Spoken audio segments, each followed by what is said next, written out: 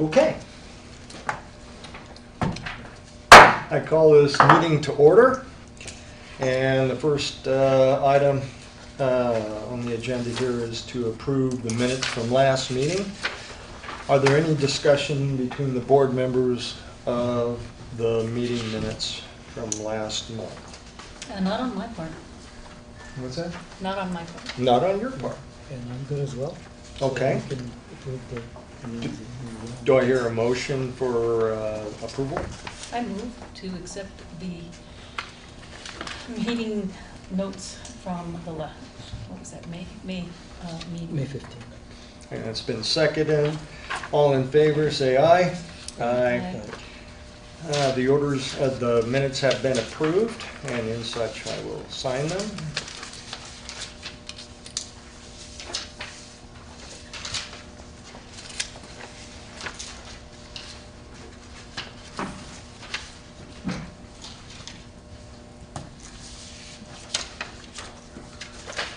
Thank you very much. Okay, item 2, we'd like to have Nann Winter, if you would please, come and tell us how things are moving or not moving with the franchise agreement. Oh, she's got a stack of stuff. Is there a test afterwards, Nann? Next meeting. Next meeting, okay, gotcha. Okay, so my name's Nann Winter. I am with Stelzner Winter, Warburton, Flores, Sanchez, and Dawes. I have been retained by the city to assist Jane with the negotiation with Comcast. And just by way of update, we did have our initial meeting with Comcast on May 21. Prior to the meeting, they submitted a proposal in January. We submitted a proposal May 16th. We had our meeting on May 21. It didn't open well. Yes, we did submit the whole thing as recommended by the board. Yes. So, and just to give you a flavor for what their proposal was in January, their proposal was a watered-down version of the Denver, Colorado model ordinance. And when I say watered down, it was stripped of anything related to a customer service standard. It was pretty bare bones and almost offensive if you're a New Mexican and how we, get our backs up when we're treated as a different place. But it was the Denver model stripped down, and that's what they submitted to us in January. We did not look at it, we did not analyze it. Instead, as you know, Jane and her team have been working substantially over the last year to redline the 2 ordinances you have on your books. One is a master grant of of cable providers, and the other is the specific grant to Comcast. All told, with Jane's edits, it's probably 180, 190 pages of document, 2 ordinances. So we did meet on the 21st, and Comcast came out swinging, and I have a memo on their team, and I'll give you a copy of that. So I can also, I'll read from there. Thank you. Comcast team consisted of Chris Duncanson, who's the area VP, Aaron Muffaletto, who's the manager of external affairs.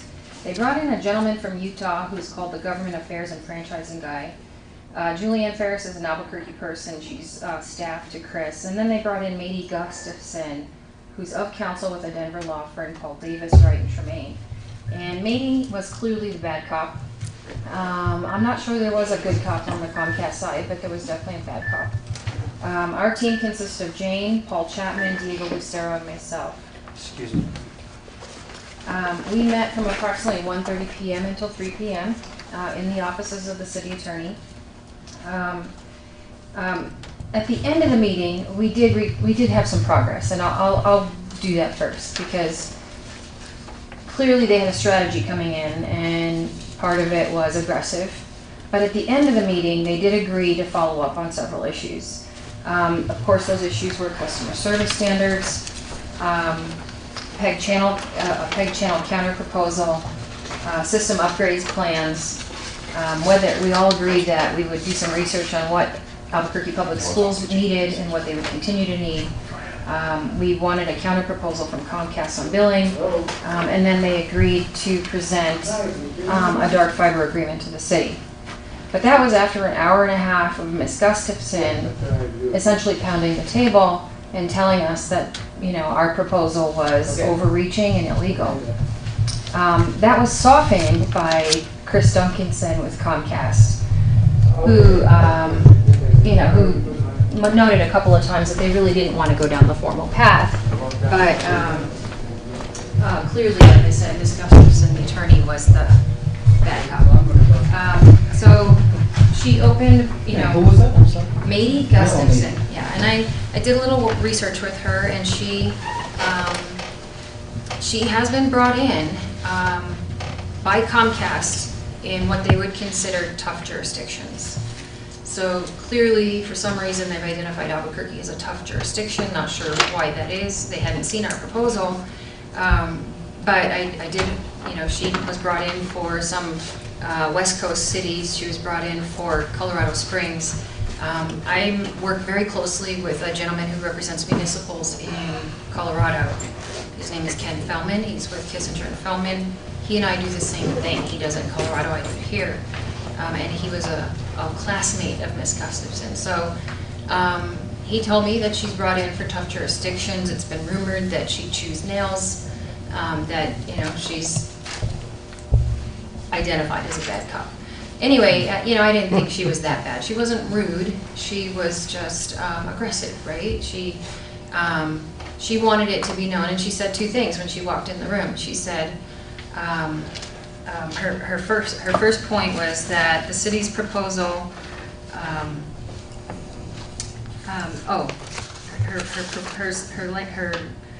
Her comment was that the city's proposal was unacceptable, and the city had only had two choices: to either accept their January 2018 proposal or to proceed to a formal review, which is an FCC mandated process for tough jurisdictions that can't come to an agreement. Those were her opening comments. But again, they were softened, and we did come to an action plan at the end of the meeting. Not only did we come to an action plan at the end of the meeting, but on May 31, they submitted a counter proposal to our counter proposal and their proposal. So I'll give you that. That's the thick one. It is. This is their counter. This is their counter proposal. Now, let me tell you again. Oh, sorry. That's right. This is a red line to their January 2018 proposal, right? They did not embrace or attempt to redline our ordinances. And Jane, correct me, but I think she said they were not going to do that at all. Right. I think that they said they weren't going to do it, but at the same time, they said no counter proposal, but they are doing counter proposal. But they're doing a counter proposal. So we just have to play it by ear. Right. So right now they have submitted a red line to their January proposal, which at the beginning of their meeting said was the only deal on the table. So clearly we've had some progress. We still have a long ways to go, and we have 6 weeks to get there. But let me tell you what their counter proposal did, and I do have a summary of those too. So in one page, I summarized all the red lines on that document. So thank you for that. Yeah, by section and page number. So I think they took to heart my comments. I looked directly in Chris Duncanson's eye and told him, I said, you know what it's like being a smaller market, like New Mexico market, right? And even the Utah guy kind of chimed in and said, oh yeah, I know how that feels. Anyway, I think the point was made that it was really unfair of them to treat us differently than they would treat somebody in Colorado. You know, that's their homegrown state. Why would they give, you know, Denver and Colorado Springs customer service standards and completely neglect that here? To me, that their proposal was offensive from that particular perspective. So when we got the May 31 counter proposal, they added 20 pages of customer service standards that I think meet and exceed the city's customer service standards as proposed in its May 16th proposal. So I think they did us a solid on customer service standards. They are, in my opinion, you know, good. I mean, I know Jane hasn't had a chance to probably review them. Her team hasn't had a chance to look at them, but they checked every box that Jane had on her list of customer service standards, including notice. So I'm tickled, pleased that we got the Denver customer service standards. That to me was progress all by itself. But there's a long ways to go. So if you look at the list of things they added, and most of it came from Denver, some of it came from Portland, so clearly they were listening and looking at Jane's proposal, whether they want to admit it or not. They did. They brought in a lot of Denver and they brought in some Portland, all of which is what Jane has inserted into the two documents that we gave them. So they added some Denver language regarding annual reports. They added the customer service standards. The second best thing besides the customer service standards I think they gave us was in section 8.3, they gave the city the authority to cause a community satisfaction survey at Comcast expense. Good. That one I was kind of surprised at, but there it is, again, from Denver. They made a counter proposal on PEG channels, and including the ability to convert some from SD to HD. This one we definitely need to take a look at, and I'm hoping to visit with Jane's team this week to sort of figure out where we want to be headed in that direction. They're still not moving much off 4 channels. What they did do is allow the city to convert from SD to HD or give them HD capacity. So it's still a weak proposal. We need some work in that area. They increased the PEG fee from 44 cents to 60 cents. I'm going to assume they upped that. That's the extra 16 cents is there to cover the cost of the dark fiber agreement that we might be talking about. Again, might be talking about. We did make it clear on May 21 that we would not entertain any kind of managed service over the internet. Not interested. It's also pretty clear that at some point in time in the near term, with the providers that are coming in, that we probably don't even need a dark fiber agreement with Comcast. We don't need them touching it, that at some point in time, the city will have competitors that are offering that dark fiber capability that the city is using to run the INET. So if there is a dark fiber agreement with Comcast instead of a managed services agreement, my recommendation is to keep it short term, super short term. I don't think Comcast can be happy with that, but let's get A year at a time, 2 years at a time? I would say 2 years at a time at the most, maybe 2 + 1 + 1, something like that. Can you help me with those two terms? Okay. Managed service Okay. and dark fiber. So the 2002 grant, cable grant, Comcast was mandated to grant the city what I would call to build an INET, an institutional network. And so essentially that's dark fiber that the city then uses and lights with its termination equipment to feed internal communications. You know, and I can't tell you exactly how the city uses it or what they use it for, but it's essentially a service. It's a capacity that the city got to use for free over the term of the franchise agreement. And they call it an institutional network because only those users that are permitted under the agreement can use it, mostly governmental, some institutional, some educational, but essentially it's not available to the public. And as part of the consideration for giving Comcast the right to use our right-of-way, they gave us the ability to use these fibers for the term of the franchise. And the city has used it extensively, as I understand it. They've built fiber to Comcast fiber. They've lit it with terminal equipment. I think PD is using it, fire is using it, buses are using it. It's essentially fiber, it's a communications network that the city has gotten to use for free. And there's a legal question as to whether or not the 2002 grant gave it to the city forever or not. Comcast is taking the position that no, we lent it to you from 2002 to the end of the term. And oh, by the way, we want it back now, unless you want to pay for it. unless you want us to manage that for you. And what the management is, I don't know what the management is, because the city owns the termination equipment. The city has built to that fiber ring with its own funds, used its own funds to put in the termination equipment that allows it to communicate from department to department all over the city. And now Comcast says, hey, we're not gonna let you use that fiber anymore unless we get to manage your network. The one that, oh, by the way, you built partly and we built partly. And that's what managed services agreement. Philadelphia, for example, is paying Comcast $20 million to manage what Comcast let Philadelphia use 15 years ago. Well, two things: we don't have $20 million, and two, we don't need Comcast anymore. The city's got a couple of providers coming in. I think it's public. You've got Unite Private Networks coming in. You've got MCI Verizon coming in. Heck, there's all kinds of fiber going up in Albuquerque. So, I know, it's causing me a traffic headache in the Northeast. well, it's going to get worse, I think. Yeah. So anyway, you don't need Comcast anymore. But there is this gap between now and 2 or 3 years from now when all these other companies are laying their fiber, building their fiber, developing their fiber, selling their fiber, that you will need to use some Comcast facilities to continue to power that iNet, right?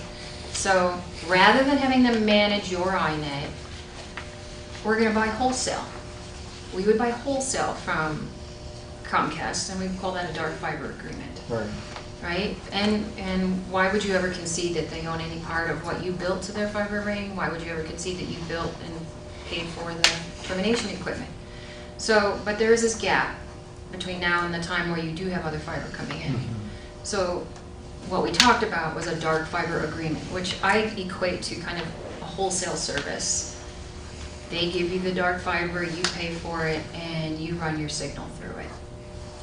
Anybody could do that. CenturyLink could do it, UPN could do it. I mean, I bet there's a half a dozen providers that could do it. The question is what kind of connectivity is it? How much access is there, and how much capacity is there, and how much are they going to charge you? So anyway, right now we did take that managed services agreement off the table. No, you're not going to manage it, because we know down the road there's enough in the ground available from competitors that we don't need to talk to Comcast for a really long period of time about them giving us what I call a wholesale service. So anyway, that's the managed agreement is, it's like, I don't know, it's like the upgraded pedicure. I don't know how else to say it. It's like, it's the whole ball of wax, right? It's a big old managed service. Yeah. It's an industry product that they've been pushing. Sort of like when IBM transitioned from the hardware and started doing more of these customer service contracts. And so the managed service package includes things like planning your network for you, where it's actually going to go, who the providers should be, in addition to Comcast. I already don't like that idea. I know. It's a Maintenance issues, storage issues, your full gamut. So I think Nann has picked a good analogy, wholesale versus retail. The managed service product is much more of a retail product, and it is something, if you look up Wikipedia, it's something that all the telecom companies, this is a cable company, but now with the convergence, they're into a lot of the, all the same businesses that the telecom companies are. Well, anyway, they're all pushing this managed service for the business sector. This is where they see the growth, or sees, a big chunk of the growth in the next 10 years or so is in business data services, especially with the 5G and the fiber and all that. So that's why they're pushing managed services, because, the whole industry is doing that. Does that make sense? From their point of view. Yes. Yeah. Yes, think that's absolutely. right. It's from their point It's of every view. bell and whistle you can think of to run your INET. What they don't understand here, though, is that we have a department that's doing 3/4 of that now, Yeah. maybe more. Absolutely. So why? But anyway, the next step down would be this dark fiber agreement. There is going to be a draft circulated, and Jane and her team will evaluate what that looks like, but I think it would be fairly short term. I have a question.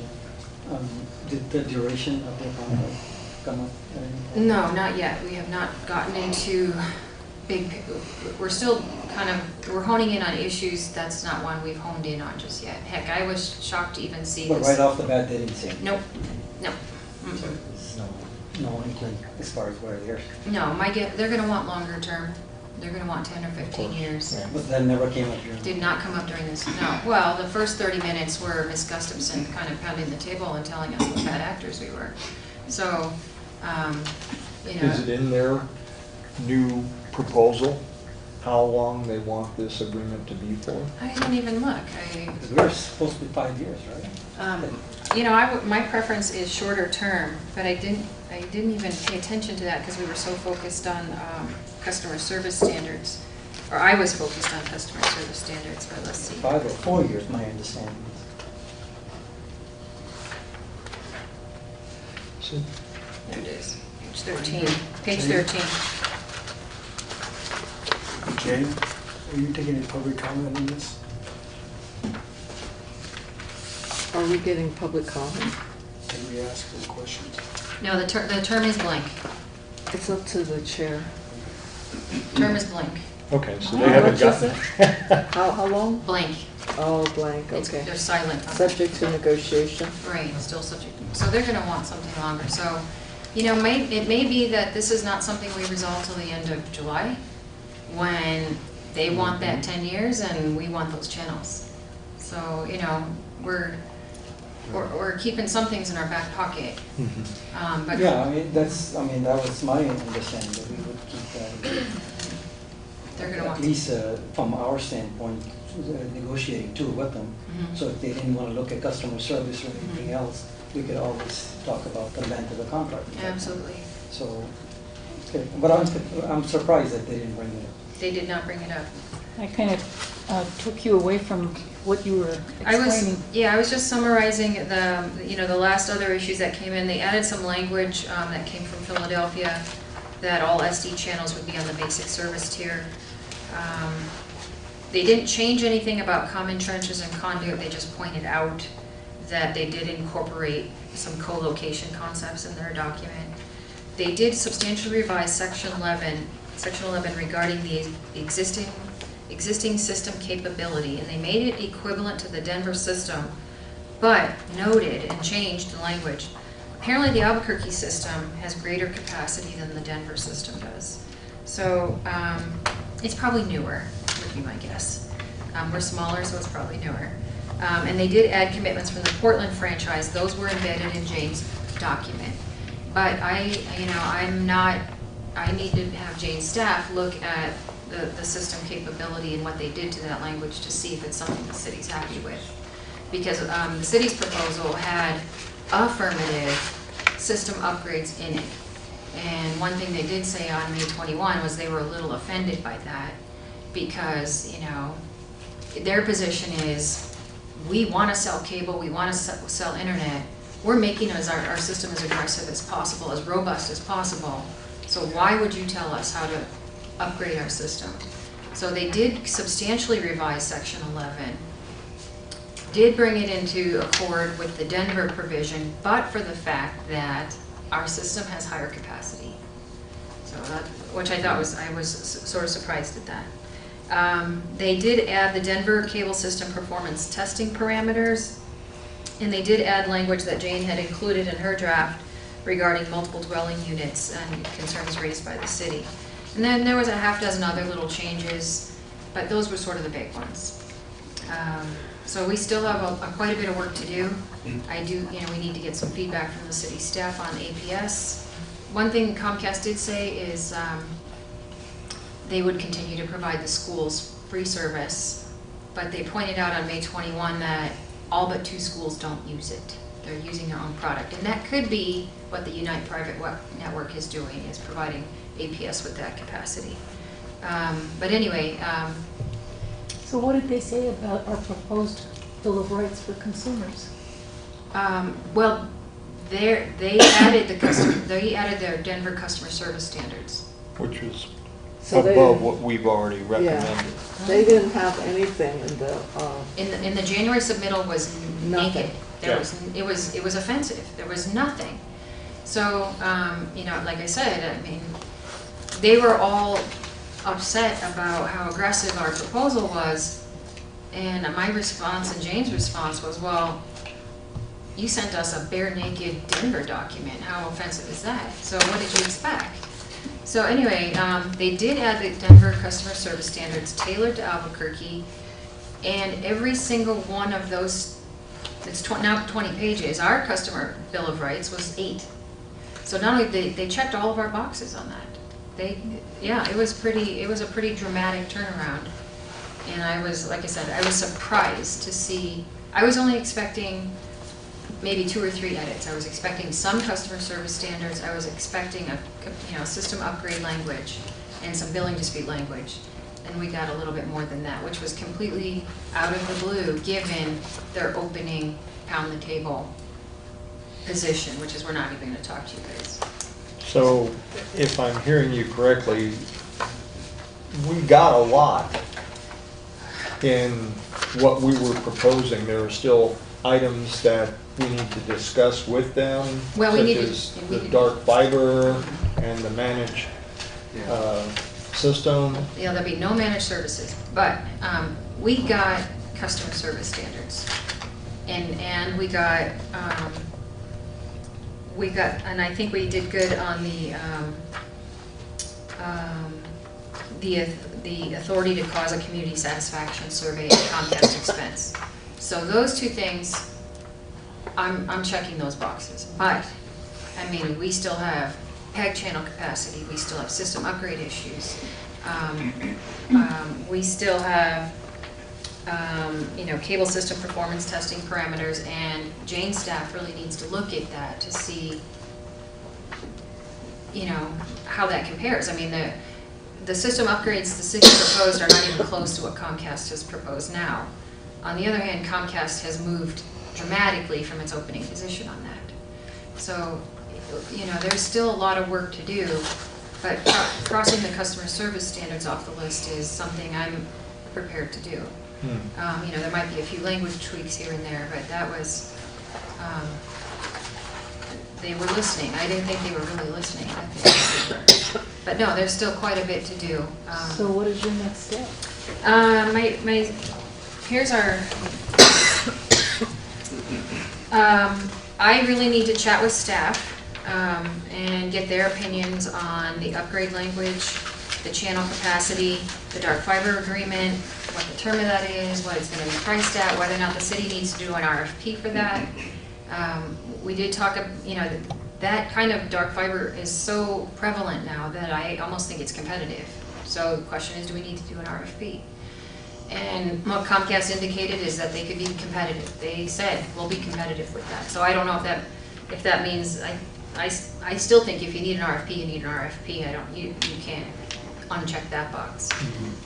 But kind of where we go, Jane and her team and I need to go through each addition and deletion in from the January draft. We need to confirm that a dark fiber agreement may work. Short term. Short term. yeah, that's it. In lieu of the city proposed iNet upgrades, because the city had a pretty high stakes bucket of iNet upgrades that it wanted. And what Comcast has said, I mean, they went to the whole other end of the spectrum. We had a whole bucket list of iNet upgrades, and they said, no, we'll handle everything for a couple $1 million. Now we're at a dark fiber agreement. Does the city want to concede all of its iNet upgrades, or can they? That's a big question. And there's a huge bucket list on that end of the table. City staff needs to review and edit Comcast proposed system capability and performance testing parameters and see if those are acceptable. we need to identify what we really need in terms of channel capacity, and how soon we want some of those to go HD.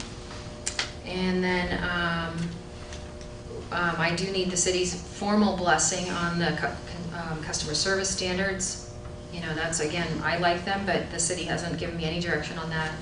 And then I need city authority to counter-propose on these issues, on at least the 6 or 7 that I just identified.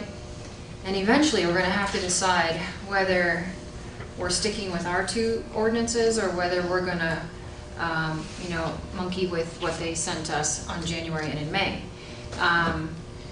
You know, it's almost half dozen of one, 6 of the other. Right now, we're still negotiating concepts in broader terms. You can plug those into any set of documents you want. But we got to make a decision before the end of July on that. So the current ordinance does not have a customer bill of rights at all. All it says is that the City of Albuquerque ordinance adopts by and incorporates by reference the federal regulations. And those federal regulations are not very user-friendly because a lot of them are based on a percentage of time that the cable company is allowed to keep somebody on hold. For example, 90% of the time they have to pass the call on sooner than 30 seconds.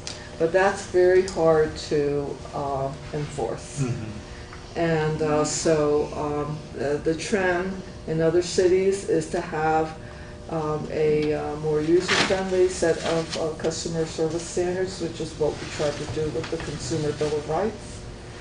And so I definitely I personally will work with the city's negotiating team and go through, I haven't done it yet, go through the customer service standards that Comcast has proposed. So again, the current ordinance has nothing. Their initial proposal in January had nothing. And so now we have this. But we have to see if it actually provides concrete protections, because, you know, sometimes you can put a lot of words in. I trust Nann totally, but, you know, it's a due diligence. Yeah, no, I can, yeah. Yeah, and so I'm trying to pull we're up going my to look summary through of this. those. And, you know, I would recommend that the board also look through this, because you've become familiar with some of the concepts that the city team has tried to implement or tried to propose through our proposal. And now here's the other, you know, counter proposal is here, and it's also in section 6. So section 6 is kind of like the placeholder, and the actual protections that they're proposing are in an Exhibit A. It's in an appendix, just similar to the way we had ours structured. So it's back here. Okay, so I can summarize real quick what the customer service standards that they sent us. Now remember, Jane just said, we didn't have any in the original document, and we didn't have any in their January proposal. So now what they sent to us on May 31, it requires web-based technology for self-help. It requires 24/7 customer service for outages and billing. It defines a normal installation as 125 feet. It requires an appointment window as a 4-hour block during 8 a.m. to 6 p.m. 6 days a week. They added language on late arrivals by cable company requiring contact with the customer within 48 hours. If there's a service interruption, they require a 2-hour response time if 3 or more customers are affected. It requires the company to keep comprehensive files of all complaints available to the city. It requires no less than 2 days to complete a repair if for poor reception.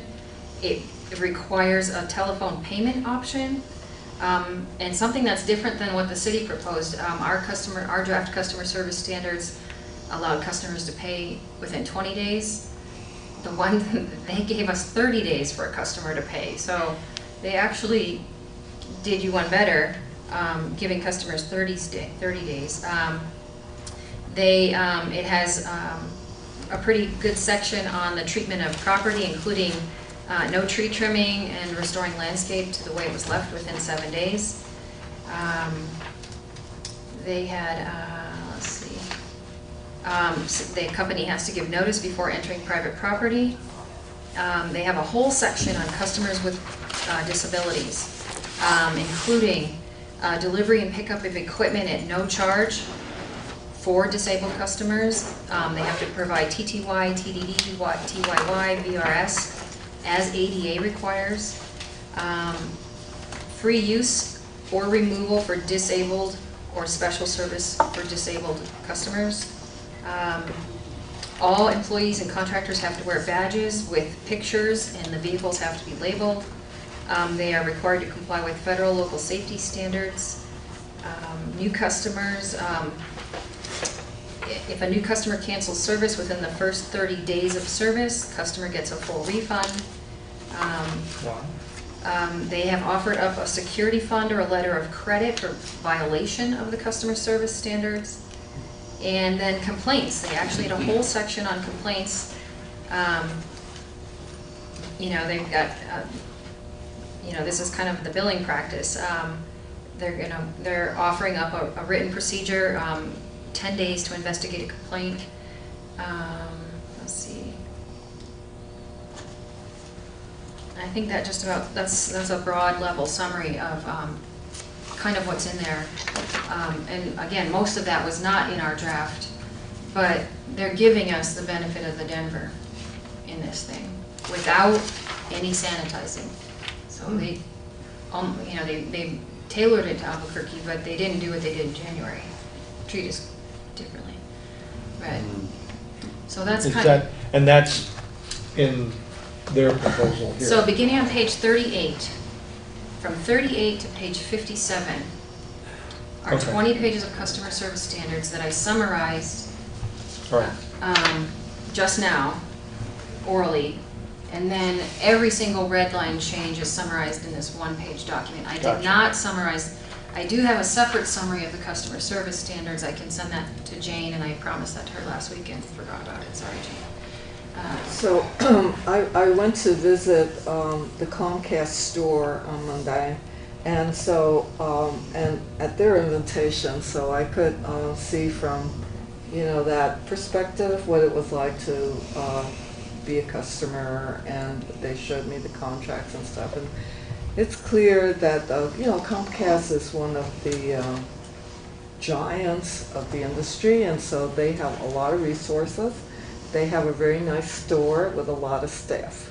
And so without knowing exactly what they wrote in here, we have to be careful, I would say, of to be sure that we get the consumer protections that are in line with the Fair Trade, Unfair Trade Practices Act of New Mexico, which is protecting customers from things like baiting and switching. So, the billing practices.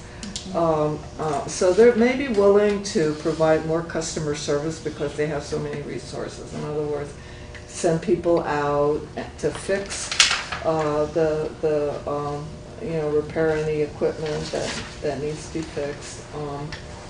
I don't know, install sooner. There's certain things that, those are standards, by the way, in the federal regulations, and so they're upping the ante. They're saying, okay, we can do better than that. But where the rubber hits the road is whether they're willing to commit to reasonable price increases, right? And so they admitted to me at the Comcast store that one of the common complaints is the customers complaining about frequent bill increases. So they sign up and 3 months later the bill goes up. It is a form of bait and switch in my view, from the consumer advocates for saying, we're consumer lawyers at Legal Aid. We would consider that bait and switch, right? And an unfair trade practice. And so that might be harder to get them to agree to. Because right now, the city is supposedly, the company's subject to effective competition, so we can't actually set the rates. The city the city cannot set the rates, the basic tier rates, the way it used to, prior to that FCC determination. So what we're trying to do in our draft proposal was say, okay, we can't set those rates, but they need to comply with the principles in the Unfair Trade Practices Act and in the FTC prohibition against bait and switch, which means that certain indicia will flag when a billing practice is presumptively unfair or presumptively illegal. For example, if you're raising the rate more than once a year. So those are, we predicted that would be a very tough thing to get. But at the same time, we were committed to come up with some measures or some methods to hold back on these price increases. And also related to that, the channel lineup changes, although that's less relevant now that we're doing video on demand and things like that. But when I started this, that was related to the bill increases. So just taking informal surveys, those are the two things that people complain to me the most about. The minute I say, hey, how do you feel about Comcast? It's the channels and it's the billing. Yeah, and that's what we came up in our needs assessment. We did an online survey, which was not scientifically, whatever, but it seems to be, something that is kind of common knowledge, and if we talk about it enough, maybe we could make it stick. But yeah, that's what, and Comcast admitted that to me when I was talking with them yesterday. It's been that way since Comcast was Comcast. Yeah, they have market power. Is there anything that the board can do for you? I think, I'm just, bringing you up to speed. I think our job is to work with Jay and get a counter proposal on the issues that we have identified as our priorities, and then counter propose to Comcast on that. A lot of city staff were gone last week, so we were struggling with just getting everyone addressed. Comcast did voluntarily drop in here that they would, that they're adopting the notice requirements found at 47 CFR 76.1601 and the negative option billing found at 47 CFR 76.981. And they just said, here's what they said: grantee may not engage in any trade practice prohibited by law. So, I don't know. But how do you define that? Well, that's the thing. That's That's, the subject of lawsuits. Yeah, that's a promise. So, but there's no guts, no teeth, no definition surrounding that definition. Right. So, and our proposal is kind of on the opposite end of that. So, I think that's one area that we're going to counter propose back to them on. And I'm hoping, I would really, really like to turn it around before the end of the month because we're running out of time fast. And I think, we're the ones slowing it down at this point. Well, so the city has a team, and I'm a member of that team, and Nann is the lead negotiator. So, Nann is being very respectful of this city, her clients. But I wanted to, be clear, and we put all our, we put our trust in her as our lead negotiator. The team consists of Paul Chapman, who is one of the managers in the Department of Technology and Innovation, Diego Lucero, who's the manager of GovTV, and Stephanie Yara, who is the principal financial analyst for the City Council, and me. And so my role in this is more like a client, and Nann is our lawyer. And so we will review this. Nann has had, talks, because we want to expedite this and keep it going. She's talked with one or two of the members, aside from a group meeting, and I have talked with Paul, and he has, and he'll have to talk with you. Well, we'll talk together. Yeah. He met with Comcast on the dark fiber agreements, but I didn't really get from him whether it was in the ballpark or not, in terms of, what Comcast was proposing in the way of compensation. The nice thing about dark fiber is it doesn't commit the city to having to pay for. What did the initial 2002 contract say about the management? No, it was pretty, there was no management. It gave the city It didn't even imply. There was no implication. No, it gave the city the right to use 2 pair of fiber. And then in the same agreement, the city committed to connect that fiber to its facilities at its own cost. And of course drive the signal. So that's what the city's been doing for 15, 16 years. And I've been looking for examples of any municipality that has gotten any traction with the argument that because they let us use it for 15 years, it's now ours. And I'm not finding any examples of that, but that's the argument we'd like to make, is that you let us use it for 15 years and we've deployed it and connected to it, paid for all the connections to it, upgraded it, managed it, maintained it. But the city was doing this at a risk though, because they could come back at some point and say, well, you guys owe us for this thing. Or am I incorrect? No, I think that's Comcast's argument. That's exactly their argument. That's their argument Yeah. currently, right? That's their argument, is that we just let you borrow this for 15 years as part of the consideration, and oh, by the way, 100 cable franchises have been negotiated in the last 15 years, and we're not doing that anymore. We're not giving people this stuff anymore, because we need it. We need it to do internet. We need it to do, and if you want us to do it, then we'll manage your whole system for you. Conversely, there's we're getting a lot of dark fiber interest out here. It's coming in, it seems to be coming in left and right. Maybe our middle ground is we continue to use this for a year or two. No dark fiber agreement, nothing.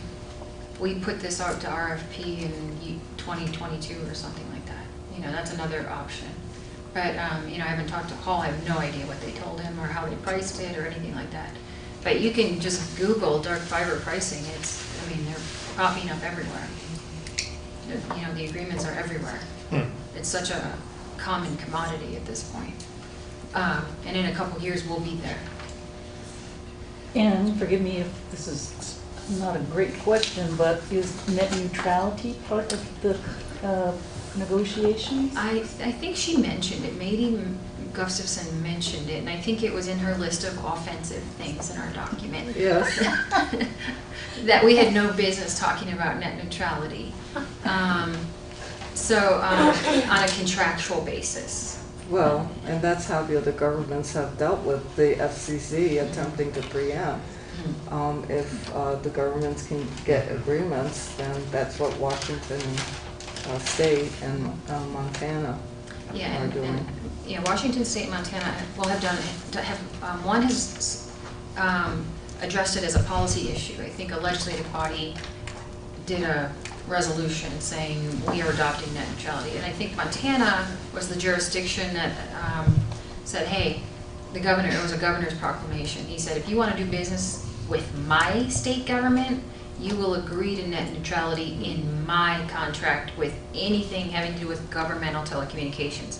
The Montana document did not mandate it statewide. It made it more personal. You want to do business with Montana, you're going to agree to net neutrality. The Washington State one was more broad, more policy. Yeah, it involved a certification. Right, and then I am hearing that after conversing with Stephanie Yara with City Council, that the council may take this up as a policy consideration. Great. That would be great. And that may take it. Sounds like a Yes. Subject for a resolution. There you go, exactly. Yes. Well, and I think I sent Jane the Montana or the Washington, or you sent them to me, I can't remember. I know I've read them, but we should probably get you those. Yeah, you know, on the managed services, on dark fiber thing, a lot of local governments don't approach the internet services that way, you know, with an INET. Because some graduate student did a study, and not all of the governments have approached it in that way. And this idea of an IRU has only, or indefeasible right of use, has only come up more recently than in 2002. And so there is a case where it doesn't get us all the way home, first of all, because it's not binding on our jurisdiction, but it shows us that Glendale, California, I mentioned this last time, Glendale, California argued this argument over there, but they lost because the court said, well, Glendale loses because you didn't use the word IRU in your negotiations. So, you know, that was one way that the court avoided a decision in favor of local government. You know, a lot of this stuff, I don't know, we go hark back to the law school days and, you know, how laws get made, and a lot of times it is based on policy, so it's really important that the cable board bring up these policies and talk about them, because that's how we get our community to kind of think about them, first of all, and ultimately, hopefully, embrace them. And so even the judges, right? So that's the jurisprudential philosophy of realism, that the judges read the papers, they hear about the town halls, they hear about the city council hearings on net neutrality, hopefully.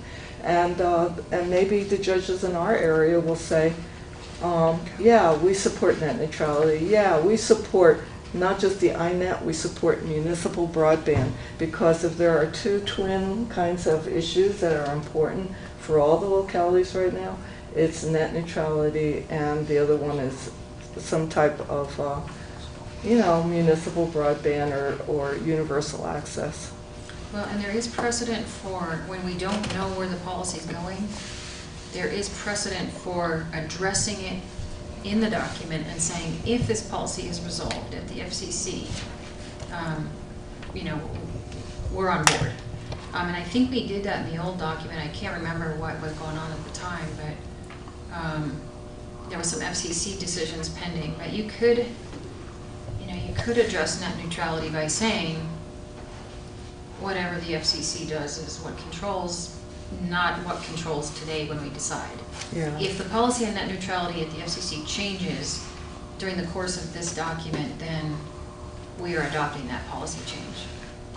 Well, our proposal, the city's proposal, has Comcast agreeing to principles of net neutrality. So, I don't know. And they haven't addressed that yet? Oh, well, verbally. Oh, well, It was, yeah. So we have It's overreaching. we have to decide whether we're going to push back. Right, right. okay. So, and then one other issue I picked up on that wasn't in any of their proposals, but their definition of gross revenue is a little bit different than our definition of gross revenue. It's not that far off. I mean, I have a few minor tweaks that I would probably, you know, I'll chat through those with Jane, but they're proposing to exclude franchise fees on PEG fees. Right. And it's the opposite is the norm. You do pay franchise fees on PEG fees. So, Okay. and did chat that one through with Garth. Mr. Hunter, can you hold that till public comment, please? If she's gonna be here. Are you? Yeah, I'm stepping out. Thank you. Okay. We'd appreciate that. Any other questions? I think that's got it. I've got Well, I think a question from, in the same regards to the franchise renewal, and we just put it in the agenda here to find out how our resolution was accepted, received by the mayor and the city council. Did you get any feedback?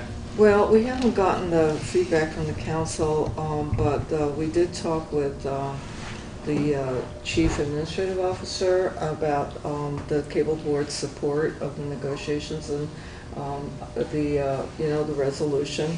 And they're very pleased with the support. And also told me, that Sarita Nair also told me that she views these boards as having your own identity, and that I told her that the board is considering putting on some community education and presentations on these issues, and she supports that, and would the administration may or may not comment, depending on what's kind of strategic and helpful for the community when these things come forward. But generally a very positive response to the resolution. Okay. Okay, thank you very much. Good, and they'll like our next resolution? Yeah. I don't know. Somewhere in there. Yeah, and I think that that's a good thing from a technical perspective to provide a lot of comment, and then, sometimes you don't want to put all your eggs in one basket, so to speak. Just start handing one out at a Yeah, meeting, yeah, right? Yeah. No, you should feel free to comment whenever you want. Okay, well, thank you. And thank you, Nan. Thank you. Along that same net